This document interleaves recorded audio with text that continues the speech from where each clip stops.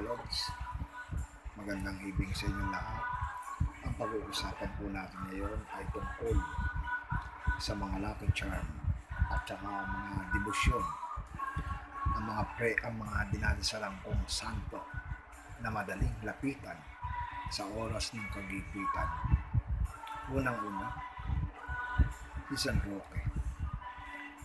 San Roque ay isang laiko na katulad natin. Kailangan siya ang tinatawag natin mga kalods pagka yung lalo na ngayong panahon ng pandemya, tawagin natin si San Roque. Alam niyo ba ang kwento kay San Roque? Si San Roque ay dinapuan ng salot, katulad din ng sakit natin ngayon na COVID-19. Tayo magdasal kay San Roque araw-araw. Siya ang malapit kay Jesus para ipagdasal ang ating mga kahilingan, ang ating mga sakit. Naway si San Roque tayo tulungan sa ating pangangailangan. Ako'y answer prayer. Lahat ng pinalalangin ko kay San Roque, dininig niya. Hindi ko mararating ang gantong buhay, ang aking panggagamot, kundi dahil kay San Roque. Una pa rin ng Diyos. Pangalawa, si San Roque tumulong sa akin.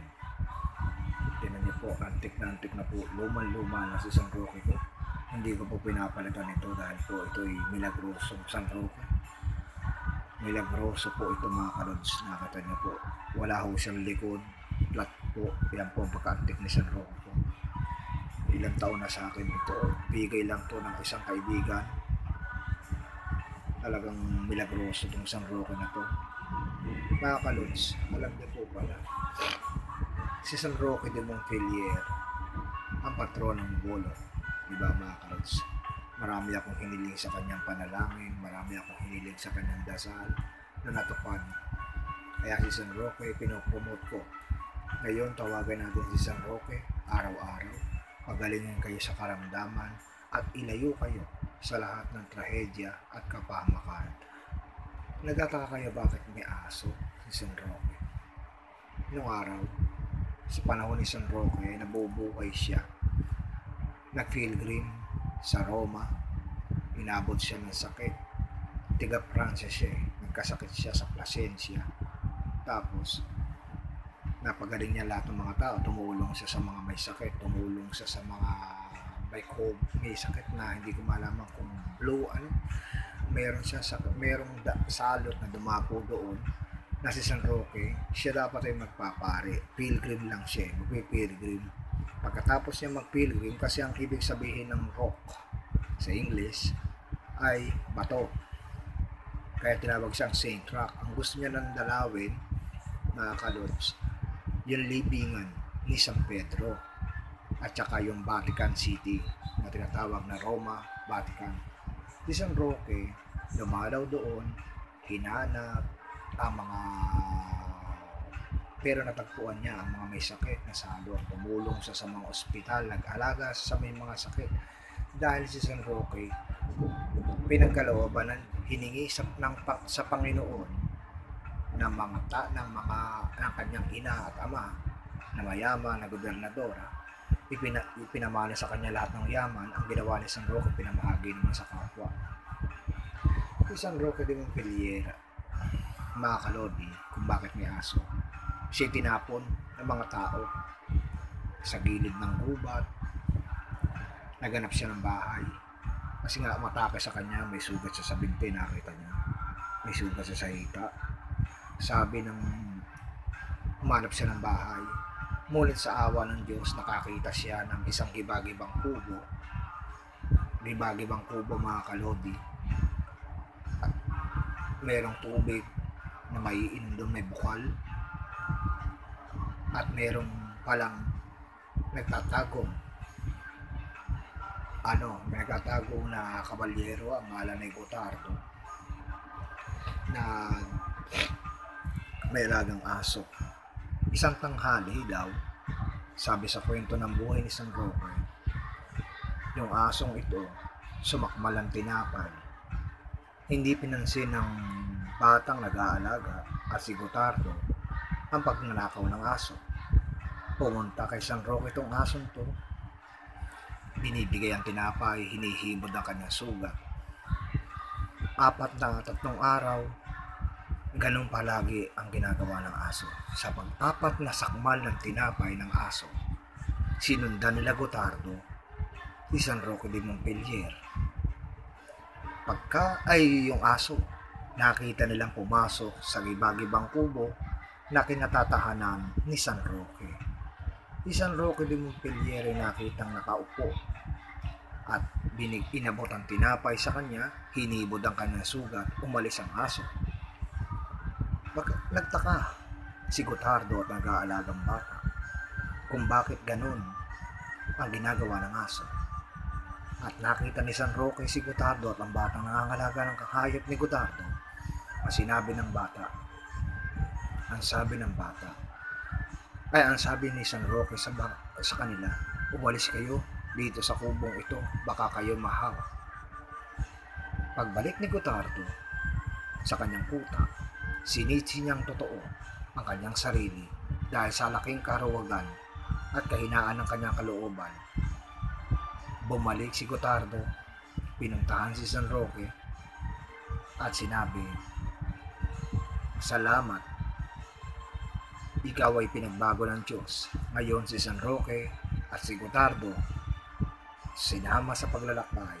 Naglakbay sila sa bayan ng Buong Plasencia at kinisigaw ang pangalan, ipagbunyi kay Roque. Ngayon ay bumalik si San Roque sa kanilang bayan dahil sa isang tinig nang galing sa langit. "Roque, anya, magaling ka na, bumalik ka na sa iyong bayan at ikaw ay magpakita ka ng bago mong buhay." Ngunit ang pagbalik ni San Roque sa kanyang bayan, may gera pala, mga kalods, may gera. Na pag hindi sinabi ni Roque ang totoo niyang pangalan at sinabi na hinuli lang siya ng mga tao at baka spy, ibig sabihin espiya ng mga kaaway, ikinulong si San Roque sa Montpellier, Francia.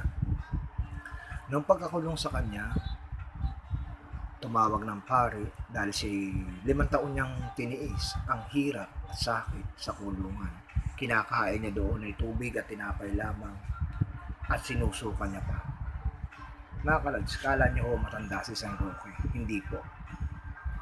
32 years old lang nung mamatay si San Roque de Montpellier. Bata pa po siya. Tawag ito, inano si San Roque,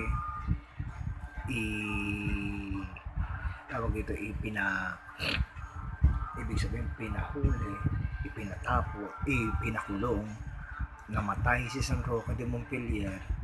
Pagkatapos tumawag ng pari para makapangumpisal siya. Nagtataka ang kasera ng bangka, ang pinakabantay ng selda, kakaiba sa lahat ng napipreso itong taong ito. Malalim ang kabanalan, malalim ang pagnanampalataya sa Diyos, taimtim siyang nananalangin. Bago mamatay si San Roque, nakita ng bantay ng bilangguan na lumalabas sa mga pintuan, sa mga singit ng pinto, ang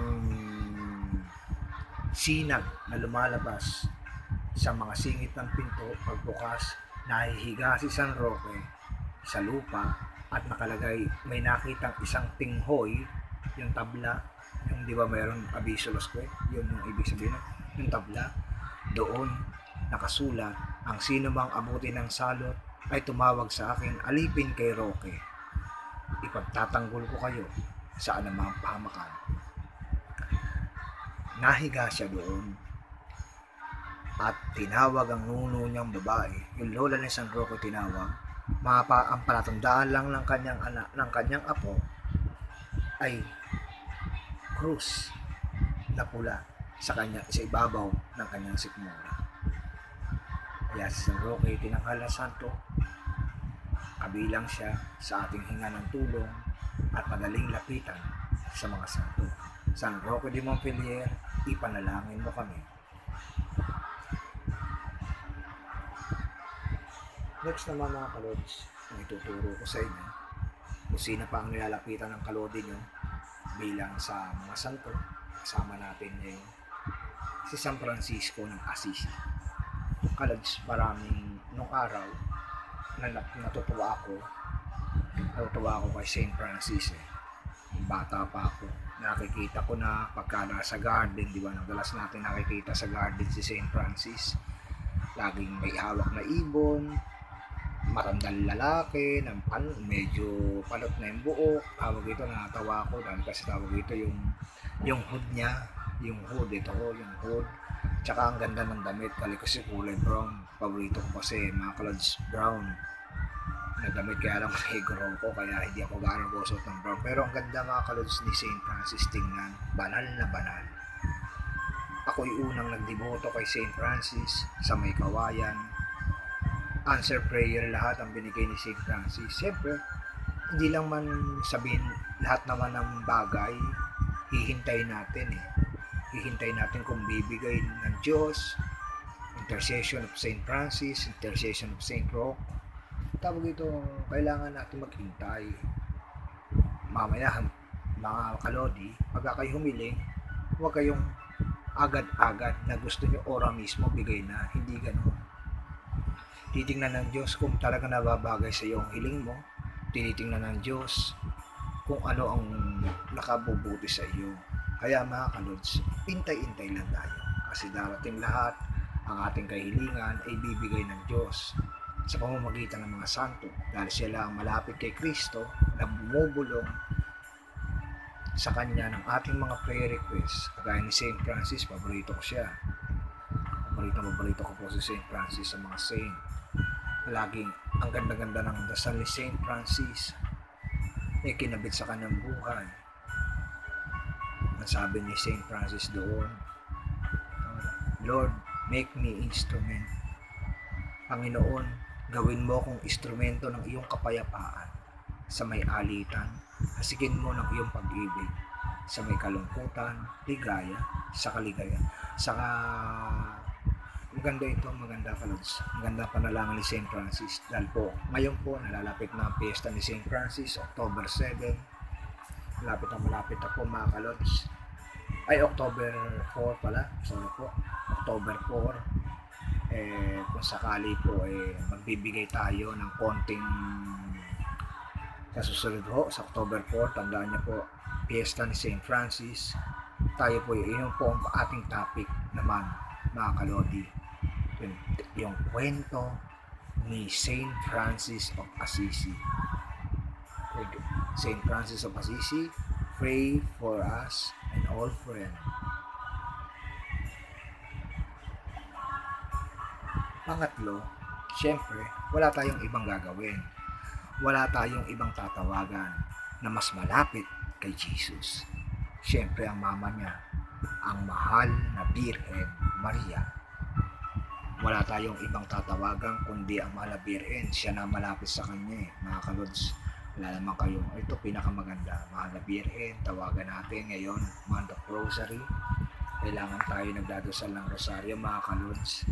Ako talagang pirme nagdadasal ng rosaryo. Ang mahal na Birhen Maria ay nananalangin para sa atin, sa ating bansa, sa buong mundo. Ang mahal na Birhen, alam niyo po dati, may kwento po akong isang maikling kwento tungkol sa mahal na Birhen Maria. Nasabi daw, pumanik daw sa langit ang isang santo. Ito'y orden. Hinahanap niya, bakit itong orden na to wala doon sa langit? Wala doon. Hinahanap niya, pati mga third order niya, hinahanap niya. Sabi niya, bakit wala ang mga third order ko? Na-canonize naman sila. Tsaka naging saint sila. Tsaka naging mabuti silang pananampalataya. Na ano sila, tawag ito, ibig sabihin sila naging mabuting tao doon sa lupa. Bakit wala sila dito sa langit?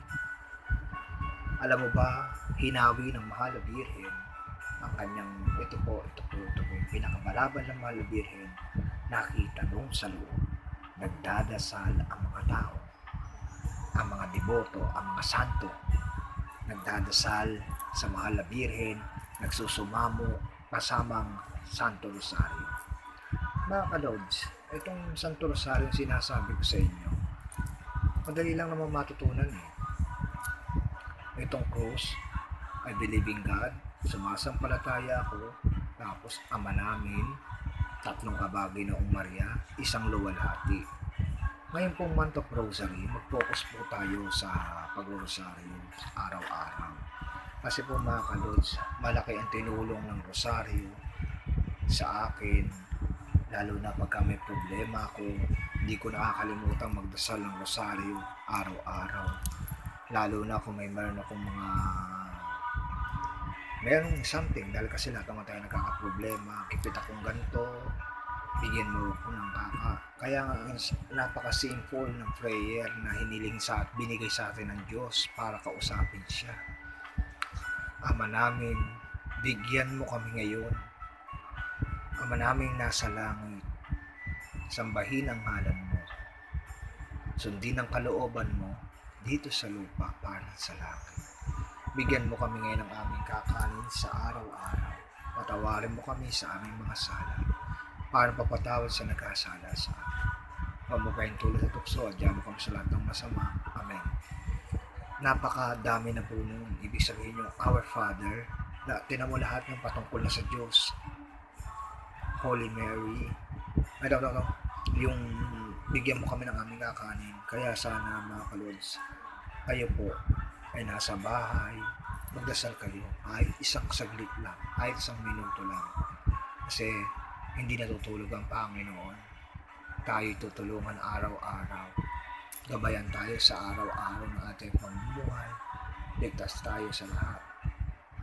Hindi naman ako banal mga kalods. Kakasala din ako. Nagmumura din ako. Kasi hindi naman perfecto lahat eh. Pero sa gabi, hinihingi ko siya ng tawad. Kasi ako naniniwala ako. Sinabi ko naman sa inyo, mula pa nung umpisa, ako'y tawisim. Naniniwala ako sa mga santo ng Inchik. Naniniwala ako sa Catholic. Kasi tawisim ako. Kailangan na malabirin, lapitan natin. Araw-araw ngayon, mag-rosary. Naniniwala kasi ako, ang malabirin ay tumutulong sa atin. Naniniwala din ako mga kalods na pagka nagdasal ka daw ng rosaryo, inaalayan mo daw. Habang dinadasal mo ang abagi na Maria, ang Hail Mary, sa bawat isang butil ng rosaryo, dahil 10 butil ito 10 butil, unti-unti mo daw binibigyan ng Mahal na Birhen ng bulaklak. Pagdating ng abab mo Santa Maria ang Hari, inaabot ng iyong kamay ng Mahal na Birheng Maria para tanggapin ang iyong mga prayer at mga prayer requests. Yun po ang aking palagay sa rosaryo. Yun po ang aking pagninilay ay binigay sa inyo. Kahit po ako'y tawis, ako'y naniniwala sa mga saint ng Catholic dahil talagang ina-answer prayer tayo. Lalo na pagka nasa panganib ka, nasa may mga problema mabigat, naniniwala akong sila ang sumasalo sa akin. Lalo na kung meron akong pagsubok, meron akong huwag kayong mayamot sa pagdadasal, mga kalods. Kasi ang pagdadasal ay mainam. Ako hindi ako makatulog, alam niyo mga kalods, pagka halimbawa, bukas na akong pagdadasal, ay bukas na lang, ay pagod na ako, bukas na lang. Hindi ganun mga kalods. Ang pagdadasal natin ay kailangan kung ano tayo, routine. Kasi ang pagdadasal ko mga kalods, meron akong morning prayer, meron akong itanghali yung afternoon prayer, meron akong 3:00, meron akong 6, meron akong 7, meron akong 8 p.m. ng gabi, rosary namin. Tawag ito, meron naman akong night prayer, meron pa akong yung madaling araw na prayer. Kasi po ako ay maraming pinadasal talaga mga kalods. Kasi nga, hindi lang para sa sarili ko ang dasal ko eh. Pauna, sa mga kapatid ko. Pangalawa, sa aking ina, sa aking mga kamag-anak, sa mga kaibigan ko, sa mga taong may sakit, at sa mga kaluluwa sa purgatorio, lalo na walang nakakaalala.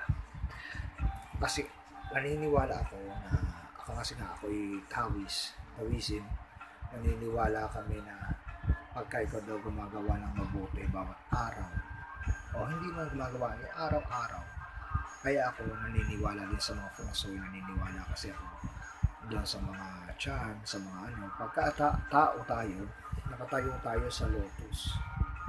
Kaya sabi sa amin ng Buddhist, nakatayo sa lotus ang isang tao. Gumagawa ka ng mabuti, lumiliit yan. Ay, gumagawa ka ng masama, lumiliit. Gumagawa ka ng mabuti, bumubukod ka. Paano kung bigla kang mamatay, gawa ka ng masama, mapupunta ka daw sa hell, parurusahan ka doon sa impyerno walang katapusan. Parang Catholic lang din, pupunta tayo sa impyerno pagka tayo masama. Kaya ako naniniwala na lahat ng reliyon ay mabuti, mga kalodi. Lahat, walang ginawa, walang patungkol sa Diyos na ginawang masama. Ito pa pala, meron pa, ito naman yung next natin kasi medyo ano tayo medyo kwentuhan tayo ngayon kwentuhan tayo tungkol doon sa mga saints, sa mga kung ano namang mga pwede natin magkwentuhan. Okay, pakikita ko muna sa inyo to. Kasi dapat to nung ghost month ko pa pinakita sa inyo kaya lang wala tayong YouTube channel kaya hindi natin napakita. Ngayon ko lang po ituturo sa inyo itong Chongkwe. Yan po si Chongkwe, medyo luma na, matagal na po ito si Chongkwe. Yan po si Chongkwe. Ito Lai Kwai. Ibig sabihin ng Lai Kwai ay yung mga masasamang espiritu. Tayo daw gumawa ng masama, tayo daw ay itatapon sa purgatory. Si Chongkwe ang magbabantay sa purgatory. Siya daw ang magpaparusa sa atin. Ayan po si Chongkwe. Si Chongkwe ay isang god of ghosts. Halimbawa, may mga negative na energy doon sa bahay. Para tong si Saint Michael. Nakalits, may espada din siya. Meron siyang sword. Meron siyang tinatapakan na evil. Sinasaway niya po. Ito po ilalagay niyo sa may pagpasok ng pintuan, nakikita na siya mga kalods. Dapat nakikita na. Pwedeng walang incense, pwedeng meron, pwedeng wala. Kasi siya barang God protector lang sa bahay. Halimbawa, kung gabit ka sa money, pwede din siyang tumulong dahil kasi halos lahat naman ng saint, pwede natin hinggan ng tulong. Kung wala naman kayong Chongkwe, pwede naman. Kaya lang po, ito kaya tinuturo lang po si Chongkwe pagka daw, ito lang po example example na tayo ay gumagawa ng masama, paparusahan lahat tayo ng Buddhist man o Catholic, lahat ay dadaan kay Chongkwe. Kasi tawag ito, sabi daw kasi mga kalods, yung impyerno marami nagkaparusa dyan Kaya tayo wag gumawa ng masama, wag tayo mainggitin sa kapwa, kung hindi mahulog tayo sa impyerno, marurusahan tayo. Kaya si Chongkwe tinuturo ko sa inyo mga kalods, kung meron kayong nabili na ganito, gamitin nyo sa bahay nyo. Pagka yung halimbawa marami daw mga masasamang espiritu, may mga bad spirit, gamitin nyo si Chongkwe, lagay nyo sa may tampatang ito, o kaya Saint Michael kung kayong Catholic. Ako kasi Taoist, kaya I believe Chongkwe. Ibig sabihin ng Chongkwe ay God protector laban sa mga masasamang espiritu. Pwede nyo siyang ilagay lifetime sa inyong loob ng bahay, lalo na kung bagong lipat kayo o kaya may mga bodega kayong malalaki, yung mga negosyante na merong bodega, pwede nyo siya doon ilagay mga kalods para magbantay sa inyong mga bodega sa mga magnanakaw, sa mga bad spirit, mga bad elements doon sa loob ng inyong bodega, lalo na yung mga bodega nyo malalaki. Meron malalaki nito sa Umpin, sa Binondo. Pwede kayong bumili ng mga malalaki, ilagay nyo doon sa ito kasi bronze, matagal na ito mga bronze, matagal na sa akin to. Ayoko kasi kasi tawag ito pagka bronze matibay kahit pa baksak hindi mababali ito. Nakakatakot yung mukha niya. Chongkwe, siya ang Ghostbuster na tinatawag. Chongkwe. Tapos tayo palagi tumawag sa guardian angel. lagi tayong tumawag sa guardian angel. Meron akong guardian angel dito. Ito guardian angel dito. Tawag dito. Ang pangalan ng guardian angel natin na to ay Quirin. Sa Chinese Quirin. Guardian angel po yan. Tingnan niyo po mga kalods. Guardian angel. Alam nyo, ba tayo kakailangan guardian angel? Kasi siya nagpo-protect sa atin. Halimbawa, ma-aksidente tayo, sinasalo tayo ng guardian angel. O halimbawa, consent. Halimbawa, yung nagawa tayo masama, sabi ng guardian angel, wag. Ako naniniwala kasi grade 1 pa lang ako. Naniniwala na ako. Kasi nga tayo may dasal, diba? Angel of God, my guardian angel, true is love, makes me every day will light my sight to light and guard, true and God. Kaya itong guardian angel, Quirin ang tawag at Chinese. Mainam din, may dala din kayong guardian angel. Halimbawa, meron kayong, kasi akin, iba ang guardian angel ko ganito eh. Kasi sa Binondo to galing, ang mga iba kong item, mga iba kong mga pinaniniwalaan, kasi nga ako'y tawis eh. Naniniwala ko dito sa guardian angel. Tignan mo, napakaganda, lods naman. Nagkukulay, ano na siya, kulay green na siya. Nung araw, puting-puti ito eh. Kasi jade ito, malamig. Tuwag tayo sa guardian angel, maga, gabi. Tawag lang kayo ng guardian angel nyo. Bago kayo bumaba ng bahay nyo, umalis ng bahay nyo, guardian angel ang tawagin nyo mga kalodi. Tapos, and then, katapos ng guardian angel natin, kung kayo naman ay naniniwala, may camel, diba? Nakita niyo yung camel? Ay ibig sabihin ng camel is stable. Halimbawa, meron kayo, magtatayo kayo ng tindahan, gusto niyo maging stable ang inyong buhay, ang inyong negosyo, hindi kayo mahirapang maningil, ilagay niyo po isang camel lang sa lamesa, sa inyong malapit dun sa inyong kaha, nakatutok na ganyan. Kasi daw yung camel, kahit sa desert, kahit sa kahit sa desert, kahit sa, kasi ito sa Egypt tawag ito, napakainit doon, disyerto, di ba? Bakit ang camel nakaka-survive no, sa init? Kaya nga sabi ng mga pungsoy, ilagay natin ang camel sa harapan ng ating opisina, lagyan natin ng camel para maging stable, para mabilis maningil ng pera at maging stable ang inyong business. And then, pakikita ko naman sa inyo ang mga iba-ibang saint ng Chinese, para din Catholic to mga kalods, kaya lang hindi nyo naman siguro makakilala na eh. Ito po ang mga iba-ibang saint ng Chinese. Ito po, siyempre napakatagal ko na nga po talagang Taoism. Kaya ako'y marami na ako napuntahan Chinese temple mga kalods, marami na nagbigay sa akin, marami akong pinaniniwalaan. Pakikita ko na sa inyo mga ilang souvenir sa akin doon sa templo, mga pinuntahan ko, kagaya ng pinuntahan ko doon sa Binondo, sa Teyakong Chinese temple yon mga kalods, Teyakong temple. Pakikita ko lang po sa inyo ang madalian. Ito po una, si Machung. Machung is God of Sea na sinasabi mga kalods. Galing to sa Taiwan. Binigay sa akin to ng kilala kong isa pang feng shui expert na kaibigan ko talaga. Hindi ko nababanggitin dito yung pangalan niya, baka sabihin eh. Siya nagbigay sa akin ito.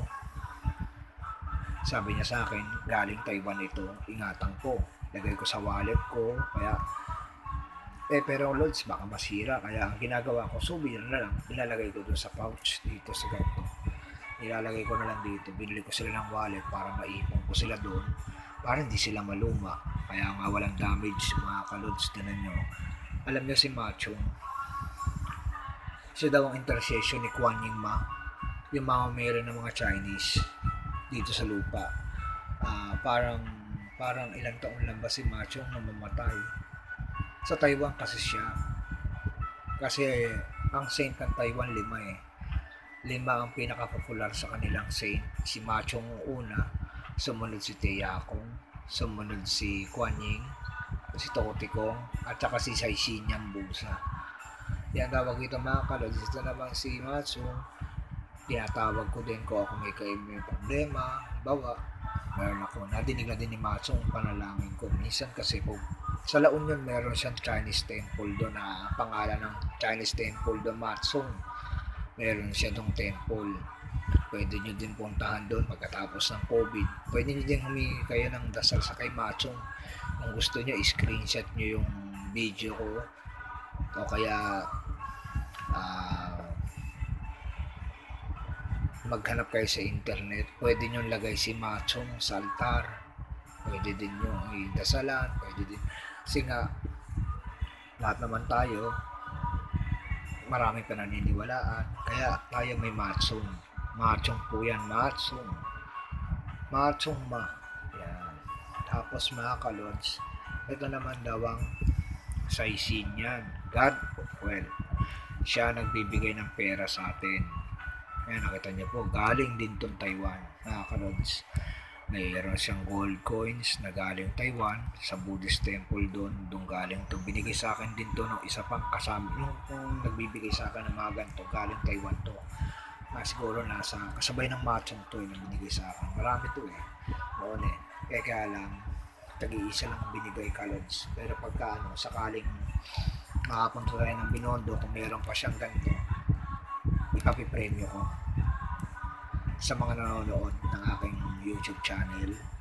Kung sino may gusto, pag ako nakapunta ng Binondo at marami pang ganito, lilibre ko kayo at dumami lang yung subscriber ko. Okay.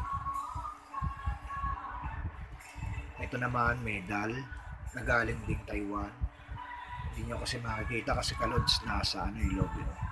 Pero ang laman niya, medal to na may dasal sa likod.